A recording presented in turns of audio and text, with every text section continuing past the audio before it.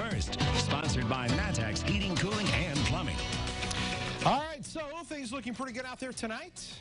We had some rain, though, earlier. Take a look. We're going to take the radar and shove it back about 6 hours, and we have a pretty good line of storms that actually did move through parts of Champaign, Vermilion County. But you can see that many areas didn't actually see any rainfall at all from those storms earlier. Now we set up for a pretty dry weekend, but a pretty warm weekend as well, with temperatures in the mid-70s. So the commute tomorrow morning, no issues. We're all green. Highs in the mid-80s tomorrow afternoon. Lots of sunshine. We'll talk about when our next actual chance of rain is coming up. WCIA 3 News starts right now. Now from WCIA 3 News.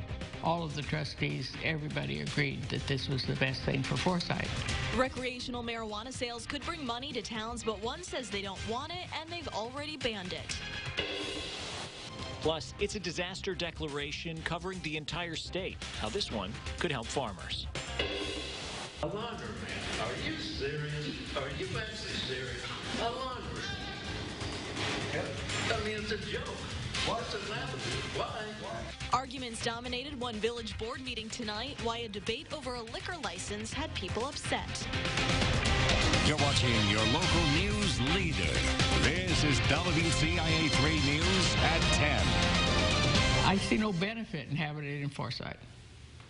For children, for adults, for any of us. Many cities in central Illinois are on the verge of deciding whether to ban the sale of recreational marijuana once it becomes legal, though it won't be available to kids. This village already made its choice and signed it into law. Good evening, I'm Paul Cicchini. And I'm Jessica Coons. Recreational marijuana becomes legal in Illinois on January 1st. The village board in Forsyth voted unanimously to approve an ordinance that prohibits businesses from selling it in the village. WCIA 3's Jennifer Jensen is in our newsroom tonight. Jennifer, there wasn't much discussion leading up to this decision. Jessica, the village didn't hold a public hearing to get input. The mayor said it was a swift, unanimous decision because the trustees were all in agreement that this was not something they wanted in their community.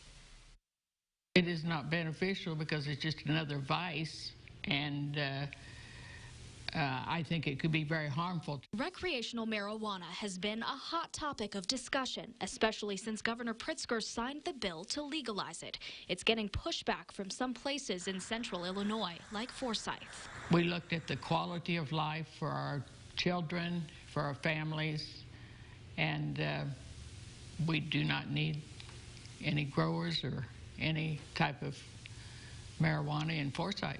Mayor Marilyn Johnson and the rest of the trustees agreed to ban the sale of marijuana in the village. I feel it's just another drug, a negative, something negative for our children to see. Some cities, like Urbana, are on board with the idea of allowing marijuana businesses to open, banking on them to generate sales tax revenue. But Mayor Johnson says that's not a priority. Tax-wise, yes, it could bring some, but I don't really feel we need it. Through all the doors I knocked on, I was hard-pressed to find anyone who didn't agree with the village's decision. Everybody I talked to was on board. I think the general consensus was we don't want to have sales in the village. Sandy Davenport says she doesn't want to see any sort of drug come into the city she's lived in her whole life. I am totally 100% against drugs.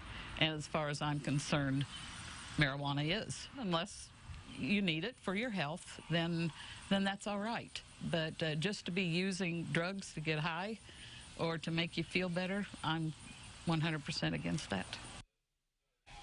The ordinance says the operation of any prohibited business will be declared a public nuisance and will be abated. In the newsroom, I'm Jennifer Jensen, WCIA 3, your local news leader. Jennifer, thank you. Savoy is another small village considering banning the sale of recreational marijuana. They're holding a public hearing on August 20th to get people's input. The board will vote at the first meeting in September. The governor disagrees with the possibility of the president commuting former Governor Rod Blagojevich's prison term. He was sentenced to 14 years on federal corruption charges. The president told reporters on Air Force One he thought Blagojevich was treated, quote, unbelievably unfairly. The president also tweeted tonight the White House is reviewing the matter.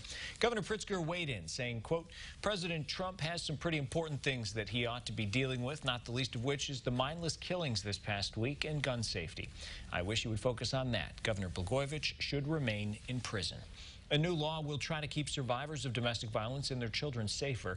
Governor Pritzker signed a bill yesterday that allows survivors to withhold their address from court filings if they or their family's safety is at risk, whether that be their home address or the address of a domestic violence safe house. The bill will take effect January 1st. We have more information on a murder investigation in Iroquois County. Police say 17-year-old Adara Bunn went back to Arthur Jensen's house to buy Disney cups after a weekend rummage sale.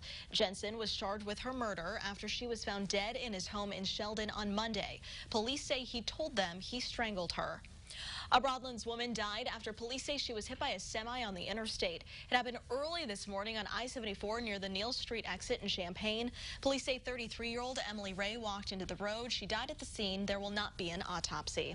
School starting in a matter of days for many, and today several school bus drivers learned what to do in case of a crash. The Illinois Central Bus Depot in Charleston worked with police and fire departments on a mock crash. They staged a wreck between two school buses that resulted in one on its side and had kids come and play the part of injured victims. We've reported on several bus crashes, including one in December that involved a semi-truck. A man on the bus and the driver of the semi were both killed. We have a follow-up out of Fisher. Things got heated at a village board meeting tonight. Fisher's village board is considering adding a new kind of liquor license classification to its municipal code. WCIA 3's Jen Last joins us now. So Jen, talk us through why this has become such a controversial issue. Well, right now in Fisher, you can't sell alcohol to drink on site unless it's tied to a club organization or food sales. But a business owner wants to open a laundromat with video gaming terminals, and he can't get a gaming license unless he gets one for liquor first. Brandon Chandler owns Ingold's Deli and the property next door. He says he wants to put a laundromat in that space, but he won't do it unless he can put in video gaming terminals as well. This space will just stay empty. We won't go forward with it anymore, and we'll just put it up for rent for whoever else may want to use it. He says he doesn't think business can be sustained without video gaming and alcohol, but at a village board meeting, people argued that wasn't true. If a laundromat's not going to produce, make money by it, maybe it's just not a good idea. Chandler had a rebuttal for that. Here's the thing, you don't have to go. Another person said the laundromat would target people with lower incomes, sparking another clash. It's targeting the lowest income members of the community. Hey, I don't mean to be rude, but I'm going to say what you said first. I'm not done. That's fine, but it's not true. I am not done. Village board members let the arguments continue over several public comments until finally... Let's not get negative, people. I mean, let's just have an honest discussion. The back and forth continued for more than 30 minutes, with some saying they weren't comfortable with alcohol and gambling happening in a space where kids are present. Chandler countered by pointing out people drink at bars. They have a problem with folding their clothes. It's not right. That's pretty disingenuous.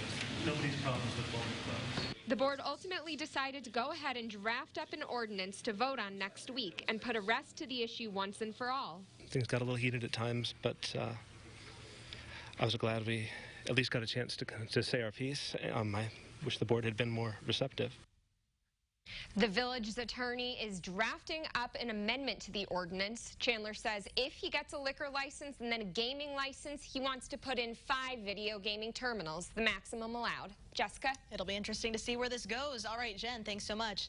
Last year, 3 places in Fisher had a total of 10 video gaming terminals. They brought in a net income of nearly $291,000, including more than $72,000 in taxes for the state and more than $14,000 for the village. The Illinois State Fair is officially up and running. How they kicked it off in style tonight. Plus, from floods to heat and everything in between, Mother Nature has thrown it all at farmers. How they could finally get some relief. And an injury-filled career isn't keeping one Illinois football player down. Now he's looking ahead to being back on the field after a year.